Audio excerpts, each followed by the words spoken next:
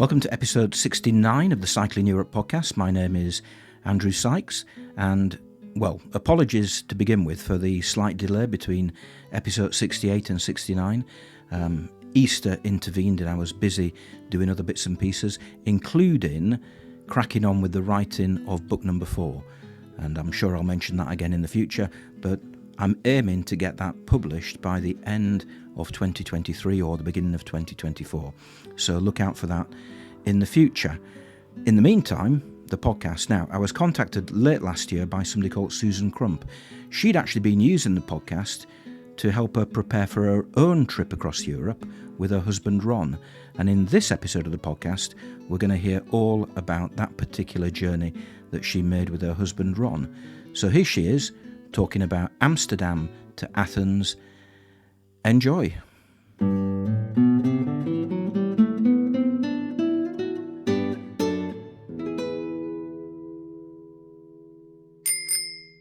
So hi, I'm Susan. I am half of Team Crump, and I was lucky enough to have had the opportunity to ride my bicycle from Amsterdam to Athens in 52 days. I also recently chose to leave my full-time job and go part-time so that I could spend more time with my family and continue my travels. In addition, I'm a lifelong fitness enthusiast and Francophile. I teach spin class, and I love all things French. I'm Ron Crump, and the other half, clearly not the better half, but I am also a long life enthusiast of anything outdoors. I was a competitive runner for 30 plus years, just naturally transitioned to the bicycle as I got older, especially as my friends were also riding and groups were popping up here. So as we moved through life, and at this point in my early 60s, it was time to find new adventures other than just running and competing. Some friends introduced us to the thought of touring, and immediately we jumped on that. And here we are. We've finished a 2,100-mile ride for our first tour. Simply amazing. I'm happy to call ourselves travelers and not simply tourists. Okay, right. Well, we're going to talk about your trip from the Netherlands down to Greece in a few minutes. But before we do that, first of all, where are you based in America? We are based out of Elizabethtown, Kentucky. Everyone knows Louisville, Kentucky for the big Kentucky Derby horse races. So if you kind of picture where that's at, we're about a half hour south of that location. But where are you from originally? You're not from Kentucky. No, as a matter of fact, I was born in France, in La Rochelle. My mother is French. My father was an American soldier. And as he left the service, we ended up in Muncie, Indiana, not too far north of where I live now. And Susan, where are you from originally? So I'm originally from Michigan, and I actually met Ron in Germany when I was very, very young, Yes. when we both served in the military. Okay, so that has a connection with your trip that we're going to talk about. You were in the military and you were stationed during the 80s and 90s in military bases in Germany, is that right? Yes, we were stationed outside of Frankfurt in Hanau, Germany. My first tour was there, and that's where Susan and I met. And subsequently, we returned to Germany for another tour outside of Nuremberg in the early 90s. Tremendous tours. We loved everything German and European. And both our children were born there. Yes. Are you allowed to tell me what you did in the army? Oh, yes. For 20 years, I was a combat medic. I served in the medical field the entire time. And the same with me. I was a medic. I did not serve for 20 years. I just served for 2. Yeah, because we started a family and both didn't need to be gone. So you've had a lifelong interest in fitness, and Susan, you're also an experienced triathlete, yeah? I am a triathlete. I've done 2 Ironman 70.3s. So I don't know how experienced I am. I love the triathlon. So yes. She's very modest. She was successful at both attempts and did tremendously well on very little training. And I really enjoy the triathlon. I enjoy everything outdoors, biking, riding, and swimming. But the one thing that you'd never done was a long distance cycle. You were cyclists, I understand, but you'd never done a long distance cycle. True. We were, day cyclists, group rides and locally, 20 to 50 miles. Susan's gone further. My longest ride ever was 150-mile ride. Other than that, 25 to 35 miles, once or twice a week was what I did on the bicycle with the local riding group. And I had ridden often in preparation for the triathlons, but I think my longest ride prior to our trip was probably 60 or 65 miles. So I conquered the metric century, but really before that, beyond our family and day rides, we'd never experienced a multi day tour. Okay, so what made you decide one day to head off from Rotterdam all the way down to Athens? What made you think, right, we're going to try this? We happened to have some friends that the other couple you see in the photos, uh, Pam and Ralph, were very experienced and knowledgeable cyclists. They had done multiple long tours through Europe and also here in the States. I believe Ralph had actually done a coast to coast, and they did some 3 4 week cycling tours in Canada and the Northwest of America. So one day they said, well, we're going to retire now. So, and our plan is to ride from the Netherlands to Athens. Would you guys be interested in doing that with us? We think of all the people we know, you two could do it with us and have the physical ability. And it took about 3 seconds to say, I'm in. We're doing this. This is something that's good. This is for us. We have got to go and seize this adventure right now. So your friends, they were called Ralph and Pam, Pam. And apart from having just retired, what was their motivation for cycling from Rotterdam to Athens? like us, actually more than us, they spent 15 years in Europe. They were in Germany for 15 years as teachers. So going back to the place that they were at for so many years for the first time, plus going to Eastern Europe, which they had not been to. None of us had been. None of us had been to Eastern Europe. So we were going to revisit places we hadn't been back to since we left the service and reminisce and go through all the nostalgic feelings, plus go somewhere we hadn't been and experience something completely new and unknown. When did you make the decision to travel to Europe? Pre-COVID, or was it during COVID or after? It was during COVID. During COVID, It yeah. was the late summer of 2000. And No, just 2020. Late 2020. Yeah. Thank you. Late 2020, when Ralph posed the question and we jumped on it. And that gave us 2 years to get our mind around it. It gave us, solid 18 months to gather all of our equipment, which actually was a bit difficult during lockdown and COVID with supply issues. We had a hard time finding bikes. We have road bikes, but we needed steel touring bikes. And on that note, to get a steel touring bike at the time, which was near impossible in the States, I actually ordered it from Okay. the UK and they shipped it here. Yeah, right. Were you not tempted just to wait until you arrived in the Netherlands and buy a bike when you arrived? I considered doing that, but I wasn't very comfortable with the idea because I had no idea what bicycles to get. I was very clueless on touring bikes. So getting my hands physically on one and understanding the components, which really aren't that much different, and getting the rack situated and actually getting my bags on there and feeling it and it was necessary for me. I'm more of a hands-on person. So what bikes did you buy? Bought the Fuji touring bikes. Yep, Fuji touring bikes, they were pretty much entry level. They were. Mine was a 2020, and I think Ron's was a 2021. Yes. So my components were a little bit older, but they were wonderful. Ron did have disc brakes. I still had, what are those brakes called? Cantilever. Cantilever brakes, and Ron had disc brakes. But the bikes turned out to be wonderful for entry level for our first tour. We had no mechanical issues. Oh, Ron had one mechanical issue.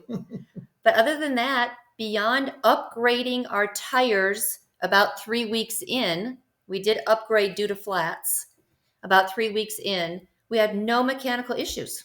They were wonderful bikes, and we're going to continue with them this year. Yes. Okay, well, we'll perhaps mention or we'll discuss where you're going to go this year in a few minutes. But so you've got the equipment. Before you flew over to Europe, did you do any practice rides back in Kentucky? One. We did one day ride and put of all the things, we loaded our panniers with old encyclopedias for the weight and rode about, I don't know, 25 miles, 35, 25, 30 miles on a trail that's got switchbacks and hills, and just to get the feel, especially we had never rode with anything on our front wheel. So the balancing act and turning was a little different than riding a road bike. And did you ever consider perhaps using an e-bike? No, didn't consider it. Now, when I was 3/4 of the way up Brenner Pass, I thought it might be a good idea, but other than that, no. Because presumably when you were on the trip itself, you must have seen, because this surprised me last summer, seeing the number of people who were cycle touring using e-bikes. I think probably there were more out there using e-bikes, certainly in Germany and Switzerland, than there were on ordinary bikes. Agreed. There were a lot of people on e-bikes in Germany, and I was sometimes a little jealous. And then I actually came to the realization that it was an amazing thing to see. It certainly made cycling available to anybody who really wanted to cycle still, all into your 90s, maybe a disability, but you were able to get out and still enjoy those wonderful bike paths. Mm. Now, you flew to Europe and you arrived you set off on your cycle on the 4th of September, which is the day after I actually finished. So I arrived in Rotterdam and I took my ferry back home on the 3rd of September after my tour around Europe. And you presumably arrived. Did you go to the Hook of Holland? Did you go all the way up to the Seine to start your journey?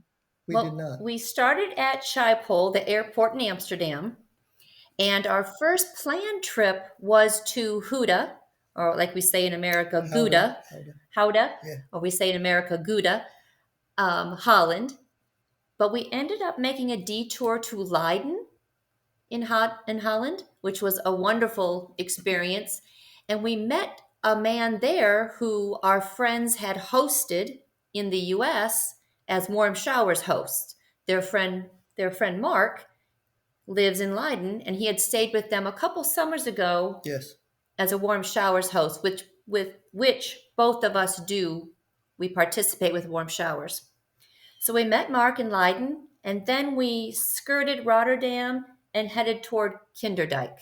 Okay, so I'm looking on the map here. Yeah, I can find Leiden. So you did am I right in thinking you did a bit of a loop down to Rotterdam and then back on yourself? Yes. That's what my Strava feed shows.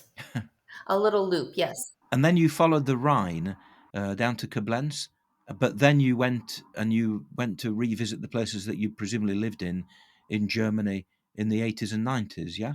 Yes. Mm-hmm. That's exactly what we did. We followed the Rhine down to the Wiesbaden area and then picked up the Main River because Frankfurt and Hanau are on the Main. So we went through where we met and spent a little time there, revisited the old apartment that we lived in together. Mm-hmm. And then we headed south to the Bamberg area where Pam and Ralph had been stationed and had still had a lot of German friends there. We visited some good friends. You mentioned warm showers. Were you using warm showers all the time, or were you in hotels or camping? We had plans and desires to do several different accommodation types. We wanted to stay in campgrounds, Airbnbs, warm showers, and hostels. We camped basically the first month, Yes, all the way from Amsterdam through through to Bamberg. yes, well, the first month to Vicenza, where we did get rid of our tent. Several times along the way from Amsterdam to Vicenza, we did stay in accommodations and with friends of our riding partners. When we got to Vicenza, it was after October. We were heading into October, and the camping season was coming to an end. And accommodations were getting cheaper as we headed east and southeast. So we actually got rid of our tents. We kept our sleeping bags, but we got rid of the tents.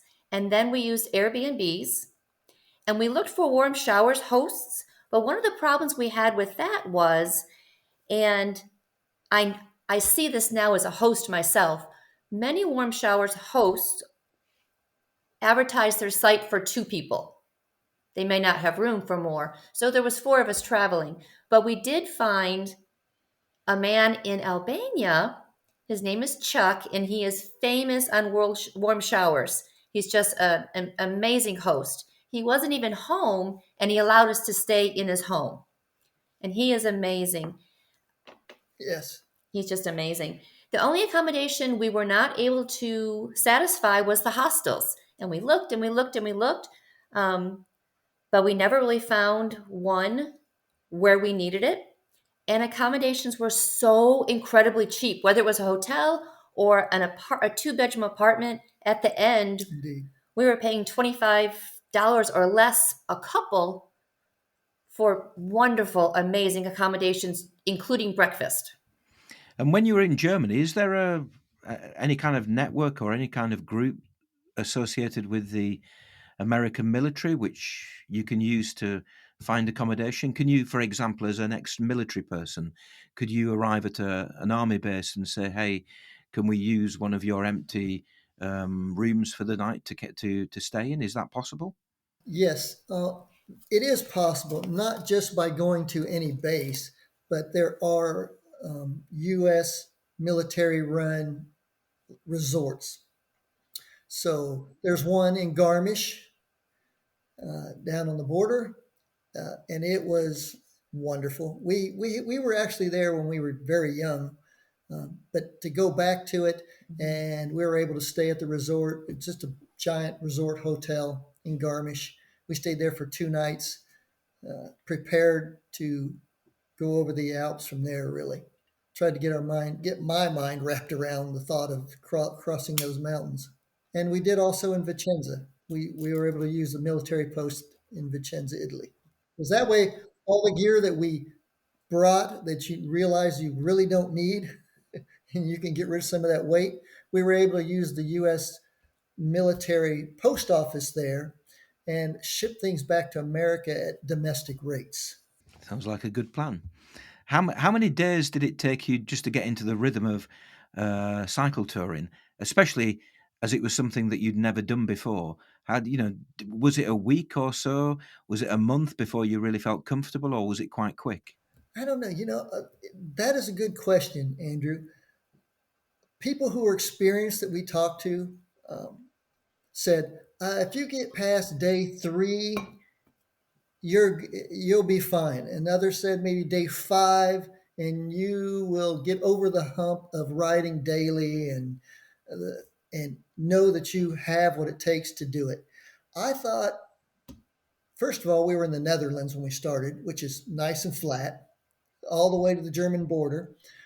Plus, for some reason, we had almost no wind. So by end of day 2, I think we were pretty much in the groove. It was old hat already. I think the fact that all four of us were so into this event, we all four of us wanted to be there so bad. We got along so well. For me, by day one, before we even started, I was in that mode. As Ron said, I had read or heard on a YouTube video to not get upset if you uh, feel like you want to stop in a week, but just to keep going, and that it took several days, a week, 8, 10 days to get going. But to be honest with you, I was in it from the day we left the Moxie Hotel at the Schiphol Airport. I was so happy to be there. I felt like it was the opportunity of a lifetime. Agreed. And when you were cycling, when I go cycling, it's usually just me on my own, and lots of people do it as a couple. Far fewer do it as a group of four. So when you were cycling, did you stay together as a group of four, or did you split up into two couples, or did you go individually, or was it three and one? Was there a big distance between the person at the front and the person at the back? Or was it like a little Tour de France peloton? That's how I like to ride.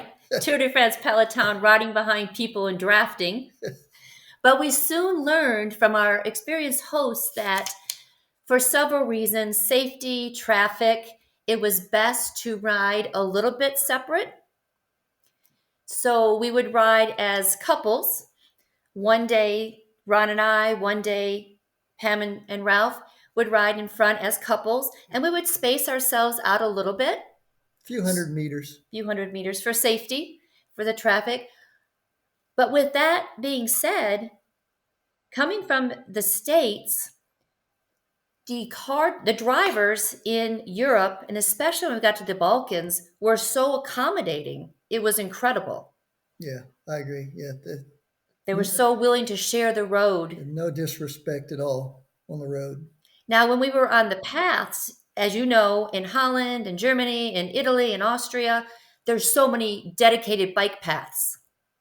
But I think when we got to the Balkans and we started riding, we did separate for safety, but never anyone Not far. not far out. Yeah, usually within eyesight. I kept Ron close in case I got a flat tire. And did you ever, were there any days when you decided perhaps that one couple would just go at their own pace, and that you would just simply meet at the end of the day and not worry about sticking together as a group? No, we talked about that, but no one ever really got that far in advance. And we so enjoyed stopping together, especially mid morning and mid afternoon for coffee and pastry, and just soaking it in, Mm-hmm. that separating was not even, I don't think that was on their mind at all either. We enjoyed each other's company and each couple's exuberance of what we were experiencing. I will say at the end though, because we were not experienced at all and they were more experienced, I do feel that in the beginning we probably clung closely to them. Maybe they wanted to separate, but I don't think we gave it a thought. But toward the end, Ron and I were much more comfortable with our distance being, several hundred yards to miles. We would we would say, I think, and maybe that was their looking back, maybe that was their way of teaching us and eventually letting go of us Yeah. and saying, oh, I think maybe Ron and Susan can handle being apart from us, because they would, looking back, I can remember them saying, you guys go ahead, right ahead, but they never let us stray too far or into unfamiliar or uncomfortable situations. They were amazing teachers. So you crossed the Alps. I'm just having a look on my map now. You crossed the Alps, you said, at the Brenner Pass, yeah? Yes. Was there any particular reason for choosing that particular pass? I think that was the path that Ralph chose. Ralph laid out 99% of this route for us. We deviated a little bit, especially in Greece, But he chose the route and researched it greatly, and he had a tremendous amount of experience. So we trusted what he chose to get us there without too much difficulty. Although I tell you, I was worried about the Alps. I was very worried. When we left Innsbruck, I was worried. But he chose that one, I think mostly because it was probably going to be the simplest way for us to get to Vicenza. And I had watched tons. Again, I had watched so much in the 2 years of planning. I watched every YouTube video possible. And so many people had crossed Brenner Pass successfully, north and south. And we came from the north. I could watch the videos. I could see other women do it, which made me comfortable. It was a very doable pass. We stayed on the road for that. I'm not sure about Eurovelo routes, but we actually rode the road with the cars and vehicles. Mm-hmm. So the what's this called? Great. The grade was, graded for cars. So it wasn't, in my opinion, it wasn't horrific. Yeah. I'm just looking now on Wikipedia and it's 1,370 meters. So it's not a very high pass. You can certainly go well over 2,000 meters with the paved roads, but it's still, it's still a significant climb. That's higher than any mountain here in the UK, for example. And I think it was graded appropriately. So it wasn't as much steepness as it was longness. They were long climbs. Yeah, they were long. The first day was about 20 miles of climbing once we left Innsbruck. We stopped, the first night we had planned to go all the way to Brenner Pass, but with weather, we stopped 6 miles short of the top at a wonderful guest house. Amazing guest Wonderful house. guest house, where they actually offered us, with our check-in, 2 free train tickets. For the women only. For the women only, but we didn't take them. Pam and I were really up for the ride, and that's what made doing this exciting, was to get to the top riding. But we thought it was funny that there was 2 free tickets. So the next day we had 6 miles, and the host of the guest house said to us, Franz, his name was Franz, I'll have to send you his hotel website. He was wonderful, amazing man. He was a cyclist. He had a bicycle garage for us. And the next morning I said, okay, Franz, I'm really scared. What is this next 6 miles going to be like? And he was like, you are going to be laughing all the way to the top. And he was being funny. And so as we were riding, we were laughing. Those next 6 miles I don't think they were as tough as the day before, but they were tough. And we were laughing all the way. And at the top, we were laughing and crying. And we actually called him when we got to the top to say, we did it, and we laughed all the way, and thank you for everything. It was a wonderful experience. Yeah. Remember that? I do. It must have been a very nice ride from the top of the Brenner Pass all the way down to Venice, no? Oh, yes. Amazing. Downhill. Oh, the rails to trails, the old railway path going down, just simply amazing. The views. Yeah. I mean, there's not a camera or a drone that can actually capture that beauty. Yeah, it was just amazing. It was everything. And was it a predominantly downhill route from the Brenner Pass all the way down to Venice? It was. Yeah. It really was. All the way to Vicenza it was. We didn't ride our bikes to Venice. We rode our bikes to Vicenza. We day tripped by train without our bikes to Venice on my birthday. For her birthday, yes. So we took a break in Vicenza, where the U.S. Army base was, and did our laundry, did our shipping of our excess items. And then the next day we were able to ride. We stayed 2 days there because we Right. had our bicycles serviced in Vicenza and had new chains put on, because we were truly uncertain of what services would be available in Eastern Europe. Right. And then when we left Vicenza, we did ride back in the direction of Venice, but we kind of skirted it and ended that night in Chikoga. Is that how you say that? I think that's it. Right. Close enough. Yeah. Which was like a little Venice. And then you follow the coast down via Rimini to Ancona before taking the ferry over to Croatia and then down the Adriatic coast, Dubrovnik, all the way down into Albania. How was that section along the coast in both Italy and Croatia? Amazing. Yes. Amazing. The Italian coast, we've been to Italy before, to the Tuscany region. We'd never been on that No, coast, had on never, the Adriatic coast. no, had not been. It was a tremendous. It was it's flat. You just roll along day by day, and I don't recall, what was it? Oh, Ravenna. Ravenna was probably one of the highlights of that coast because we just kind of rolled in there as a stop for the day and realized once we got there that it was the mosaic tile capital of Italy, Mosaics from the 5th century, and we kind of let this trip just roll, wherever the day led us.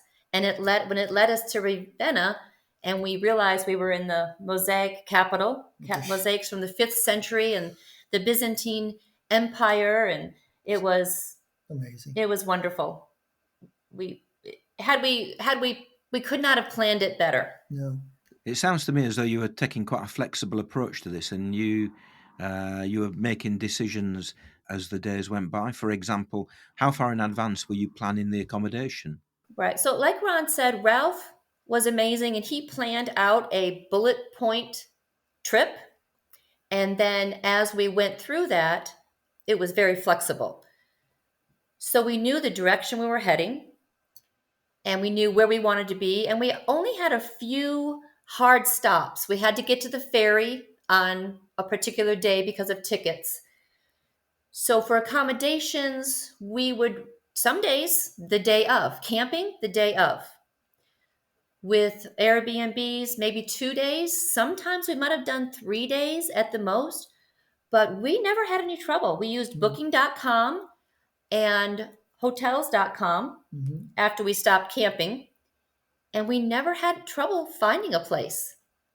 I will say the east coast of Italy there, during that particular time of the year, going through all those resort towns, they were ghost towns. There was nobody there. Hotels were closed for the season. So we had the roads to ourselves. We didn't have to specifically look for bike paths anymore. I mean, we could ride the middle of the road with not a care in the world, which made the ride fantastic, especially if you had the wind at your back. Did you ever consider just continuing all the way down the Italian coast to Bari or Brindisi and getting a ferry from there? Well, I think the original plan had been to go to Rome. And then somewhere, I don't exactly remember when. That is right. Ron would know better, but we changed it to go to Athens.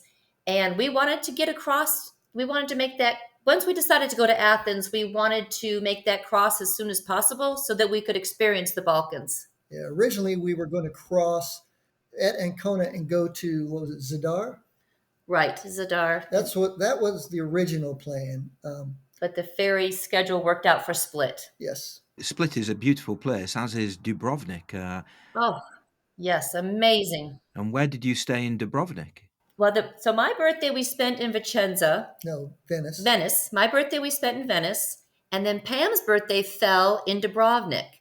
So we actually splurged and stayed at a very nice hotel for 2 nights in Dubrovnik. Stayed at the Sheraton. Because it was a beautiful, that is just the most amazing, the entire time we were in the Balkans, we had never experienced such magnificent beauty.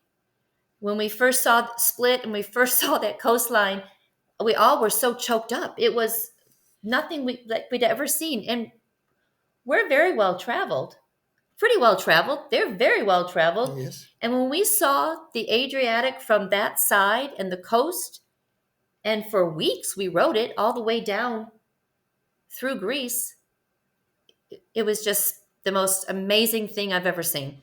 Yeah, and Dubrovnik is in a spectacular setting, isn't it? When you're on the road Oh, above Dubrovnik, and you stop and you look down across the water, and there you've got Dubrovnik and the roofs of Dubrovnik just Yes, below you. It's quite a very spectacular sight. yes. The entire coastline is phenomenal. Of course, when you're on a bicycle, oh, as each day comes to an end, you know you're going to be riding down to your accommodations, no. and in the morning you're going to ride back up out of that small town on the coast. You got to climb back up to the road and move on. Dubrovnik was very hilly. Yeah, I actually had my worst. Um, I never had a bad day on the bike ride, but I was a little bit fearful of the downhill, the descents. And we left Dubrovnik one day to go to the hotel, and we had to go up forever, ever, ever, and then we had to come down forever.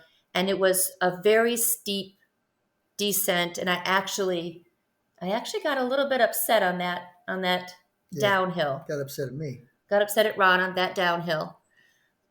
But I Dubrovnik was a highlight of the trip.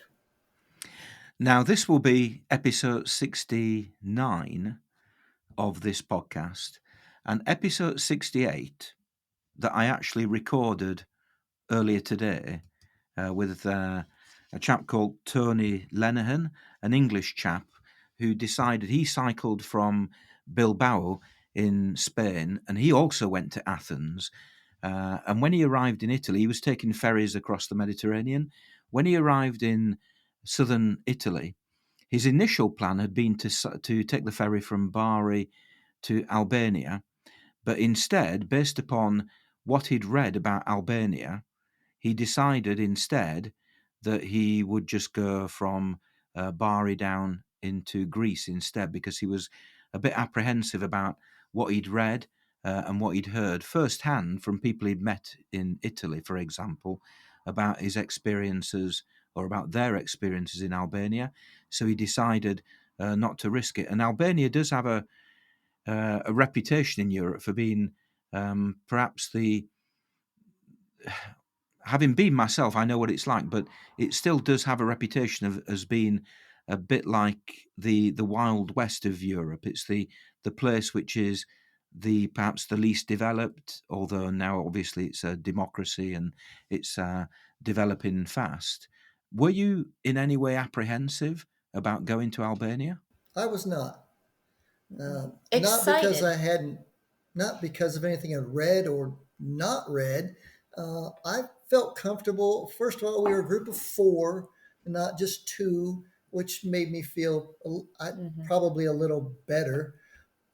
We had been in contact with the man Showers. Chuck with warm showers in Skoda. So I thought it felt rather welcoming. Mhm. And for me, I was apprehensive. I had read the history of Albania, and although I was very apprehensive, I was also so excited because I knew this was an opportunity for me of a lifetime. And we never had one single problem No, in Albania. It is a beautiful, beautiful country.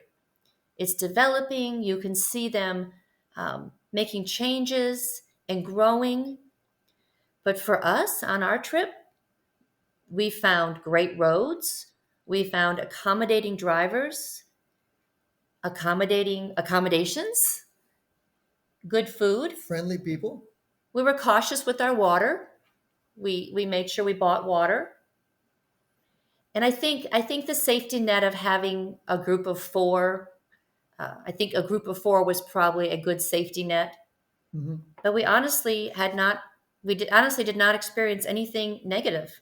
Just to clarify, the riding conditions, the state of the roads, for example, and the way in which drivers did they respect you as cyclists? They did. Yeah. Had no problems. No one was angry. Everybody was accommodating. We had one truck in the Dubrovnik area that came in close contact with us. It was how do you say that? We had one truck in Dubrovnik that passed us a little bit too close for comfort. And I think we had one bus or truck in Albania do the same thing. Otherwise, they would slow for us, they would widely pass for us. Hmm. That's good to hear because I was there in 2013, so nearly 10 years ago. Hopefully things have progressed. When I was there, the condition of the roads was particularly poor in some areas. We saw a lot of EU road development. You crossed over to Corfu, and then from Corfu you went back onto the mainland into Greece, and that's basically how you crossed the border between Albania and Greece. Did you ever consider going across the land border, a little bit inland? I think originally our plan had been to possibly go through Macedonia, and then Hmm. when we got further into our trip, time wise, we knew we needed to be to Athens by a particular date because we ended our trip with a celebration at Santorini. So we had airline tickets. We had a date we had to make. So instead of crossing, we knew that it would be an easier, although it was very hilly, probably probably a better route was for us to stay on the coast and continue on the coast. Yeah, originally we were supposed to go through Macedonia, and we are also supposed to go through Bosnia and Herzegovina, and we didn't do either of those. So we had hoped to hit 10 and we hit 8 countries. Now, the last section of your route, mentioning Tony again, who I talked to earlier, the last bit of your route was almost identical to his, with one small difference, which is around the lake where there's the tunnel that you can't go through, which causes problems. But it looks to me as though you avoided that.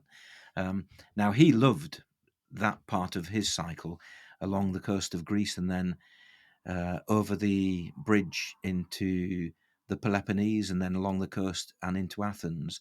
Did you have a good experience in Greece? Yeah, it was tremendous. It was tremendous. It Yeah, was the most beautiful place. If you asked me what heaven looked or smelled like, I would tell you to visit Greece. I think that's what heaven is going to look like, and that's what it's going to smell like. It was the most fragrant place I've ever been. And I think it was the olive groves. I'm not sure. it was fragrant. I don't know what it was, but it sure smelled good. One of the interesting tools that we were afforded once we left Albania and headed through Greece, we had met a man named, I think his name was Anthony. Anthony, yeah. Anthony, the British guy. Yes. He was a young single solo rider, and he was riding to Athens. And we met him at breakfast one morning, and then he stayed about a day ahead of us, maybe a half a day. He did not go to Corfu. He continued down the coast, entered Greece via land. So and we kept in contact with him on what's that app called? WhatsApp. WhatsApp. And he would tell us, so he told us about that tunnel, for example, so we knew to avoid that. He told us about the bridge, and I forget where the bridge was at, but you had to like take everything off your bike, carry it up the ladder, and then go over the new bridge. And we decided to take about a 30-minute ferry instead. So having him about a day ahead of us, the last week of our trip was really wonderful. He Yeah. kind of gave us, He was feeding us daily reconnaissance for our next day's trip. Via WhatsApp, yeah?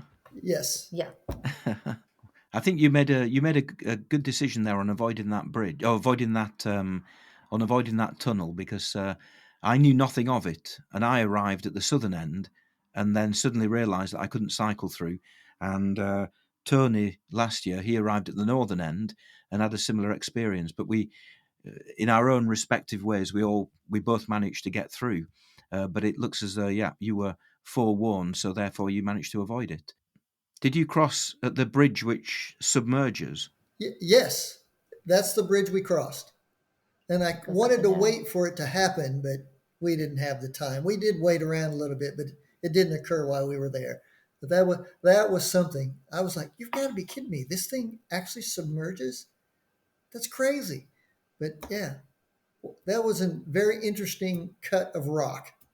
Yeah. And we had 3 weeks. Oops, the 3 weeks we were in the Balkans and into Greece, we had nothing but amazing, beautiful weather. Yeah, So that day we were in Corinth, it was absolutely amazing, it was breathtaking. beautiful, breathtaking.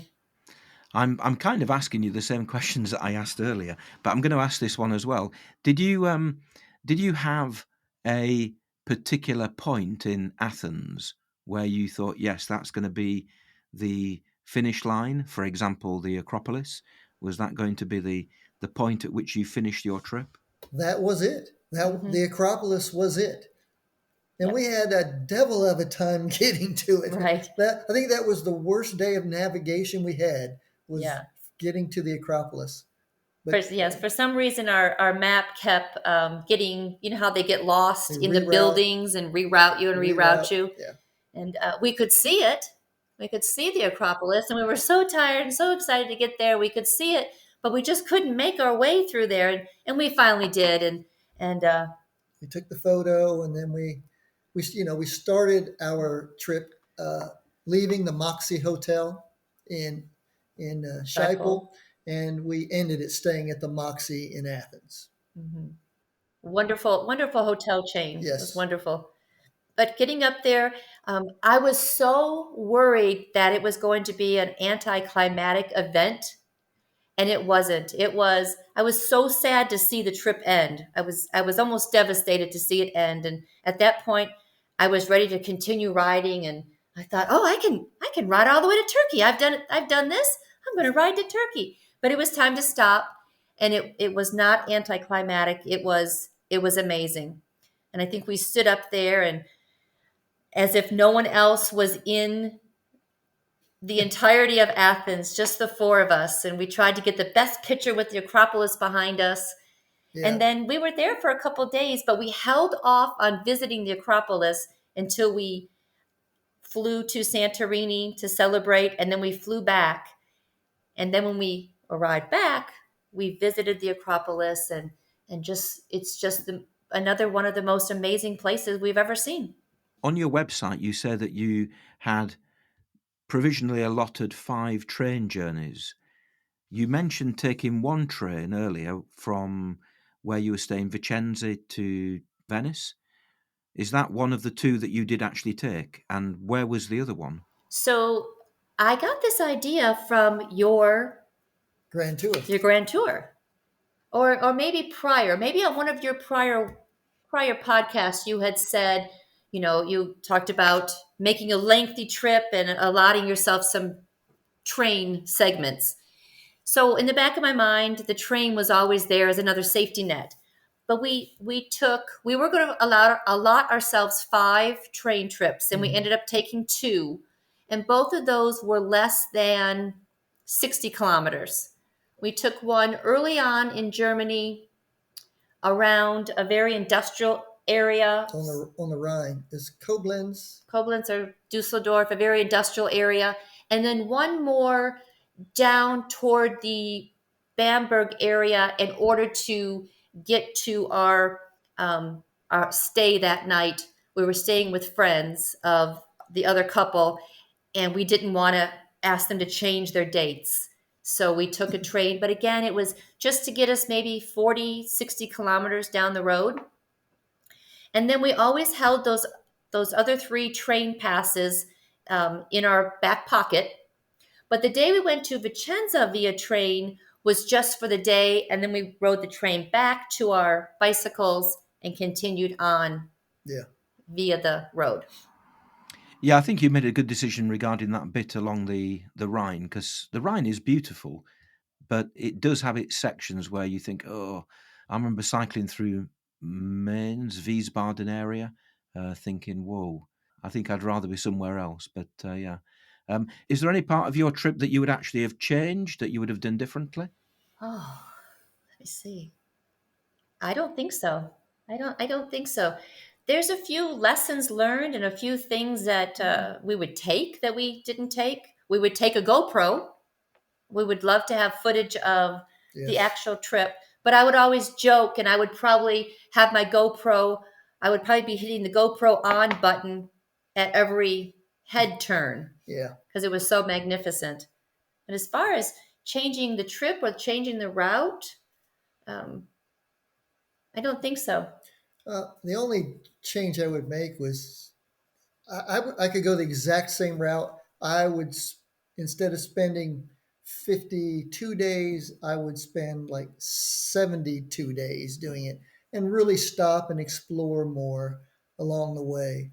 Uh, but we were kind of both on a time schedule to get back home. Life continues to go. But I would like to have spent a little more time in a couple of places in Germany and maybe a little more time in the Alps just exploring. Ron, do you have a French passport? I do not. I could get one. I just never have done it.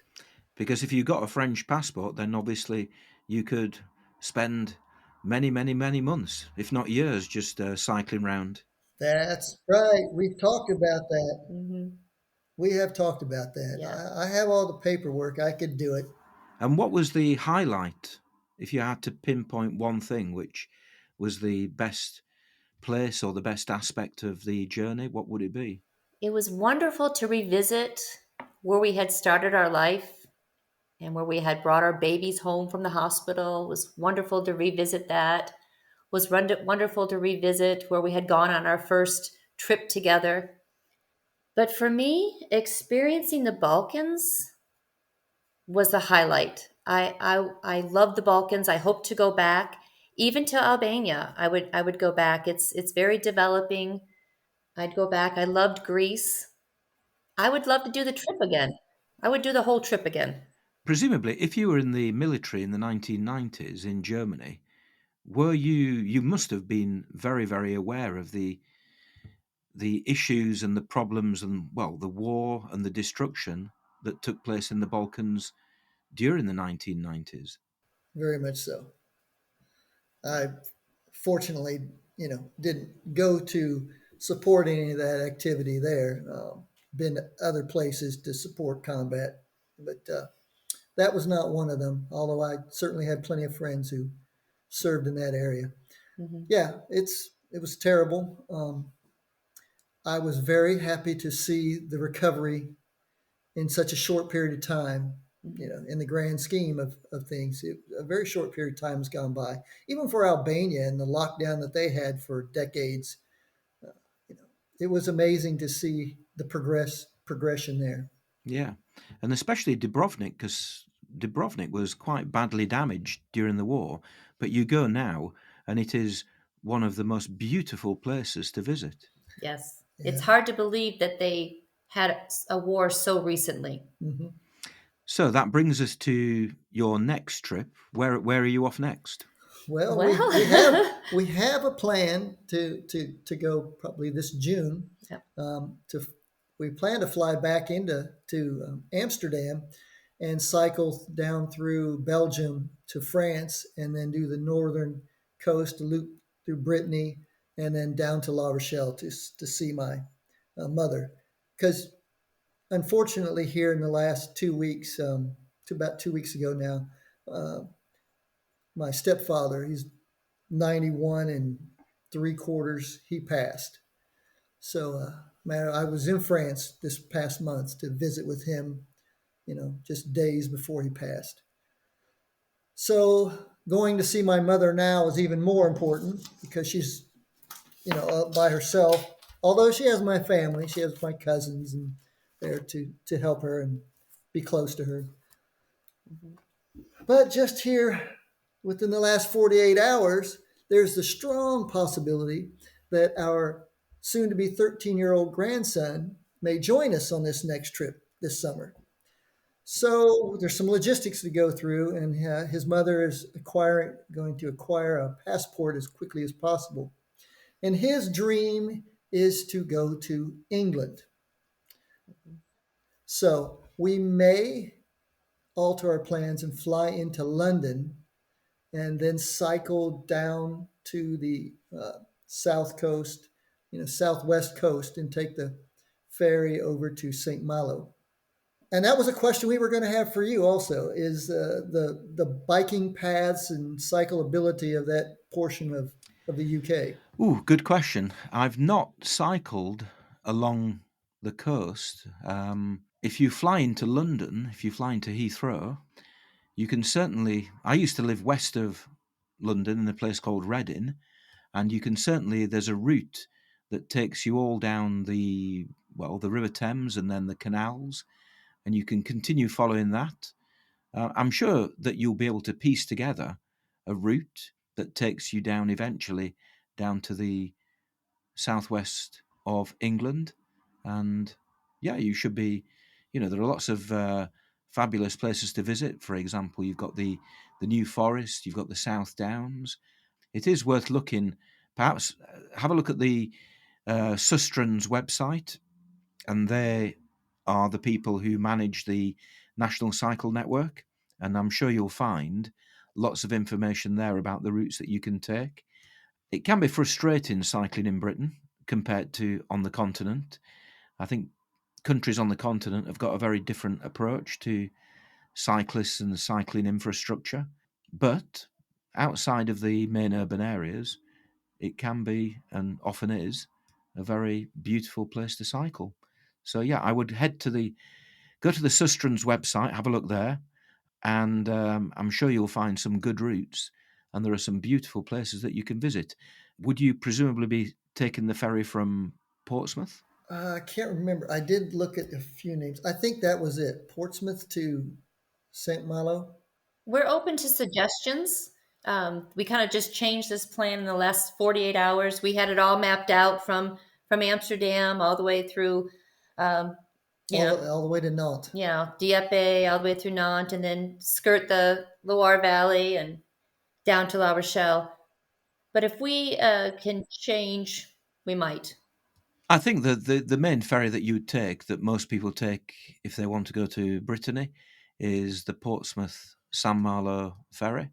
And then, yes, then you can pick up the north. There's lots of obviously fantastic routes in France, some of which I followed last year. You can cycle all the way along the north coast and then down the Vale Odyssey, which will take you all the way to La Rochelle itself. Lovely. So that's our plan for this summer. We plan to leave the first week of June, spend about 6 weeks there, and we'll let you know what we decide, because we'll probably be trying to pick your brain, maybe ask for some suggestions.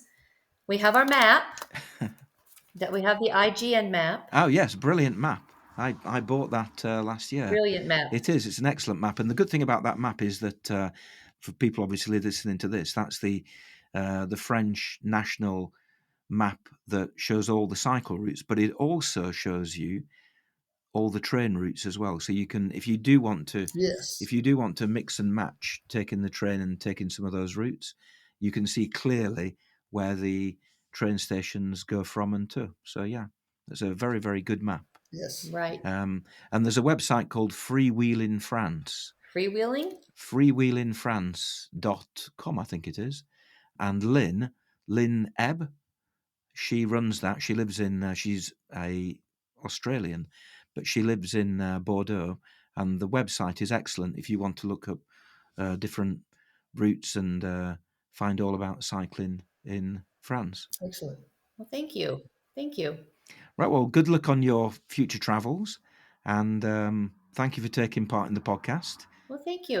Thank you for having us. Here's to lots more long journeys in the future. And if we see you somewhere, we'll be happy to buy you a pint. Thank you. Very well. Well, thank you, Andrew. Thank you, Andrew. You've been inspirational. Well, thanks to Susan and Ron Crump. They say thank you to me for being inspirational, but I think they themselves are pretty inspirational. They're a couple, a retired couple, and to go on your first cycle touring holiday at their age, and not to simply do it in a weekend or in a week or even a couple of weeks, but to take 52 days to cycle a couple of thousand kilometres across Europe is an inspirational thing to do. Now, a quick update on what Susan was saying about their plans for next year. It looks to me as though perhaps it's changed slightly. She's emailed me. It looks to me as though they're not going to take their 13-year-old grandson, which is a shame for him, but I'm sure he'll get opportunities in the future to do similar things. She says that they're going to fly to Amsterdam and head in the direction of Rotterdam, then on to Ghent, Dunkirk, Calais and Dieppe, which is basically following the route that I took last summer, Le Havre, Caen, and then to Mont Saint-Michel. So they're basically following the Vélo Maritime, the Eurovelo 4, then a little backtrack to the V40, to the V43. And I think if you listened to the episode of the podcast a couple of episodes ago when we were talking about Brittany, I think those two routes actually get mentioned there. And that will take them to Laval, then to Angers, from where they'll follow the Loire, the Eurovelo 6, I think it is, down the Loire to Nantes, and then they'll probably take the coastal Eurovelo 1 to La Rochelle, which is, of course, where Ron's mother lives. So that sounds like a plan. Now, if you want to read more about their trip from last year, their website is suselearnsfrench.blog. That's S-U-Z, Suze, learnsfrench.blog. And if you go there, I'm sure you'll find out all you want to know about what they did last summer, as well as what they're planning to do next summer.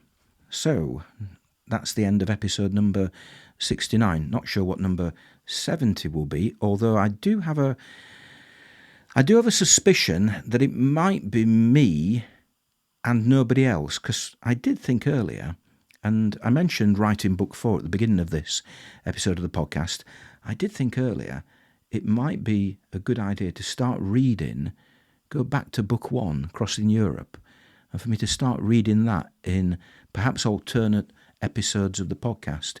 So to do one podcast where I'm reading from the book, it won't be a perfect glitch-free reading. It will probably be more like me reading the book and making a few additional comments and stumbling over my words and things like that. But I think that might be an idea. And if I do that at least once a month over the course of the next year or so, by the time I've done that, hopefully book 4 will also be ready for publication. I'm going to have to think about that a bit more. That was just me thinking off the top of my head of an idea that I had earlier. Anyway, you can, of course, go and read all 3 books, Crossing Europe, Along the Med, and Spain to Norway. They're all available on Amazon. And if you go to cyclingeurope.org/books, I think, I can even send you a signed copy. You can fill a form in there, and I'll send you a signed copy of the books. So that's it for episode 69 of the Cycling Europe podcast. If you'd like to get in contact, then please do so. All the details are at cyclingeurope.org/contact.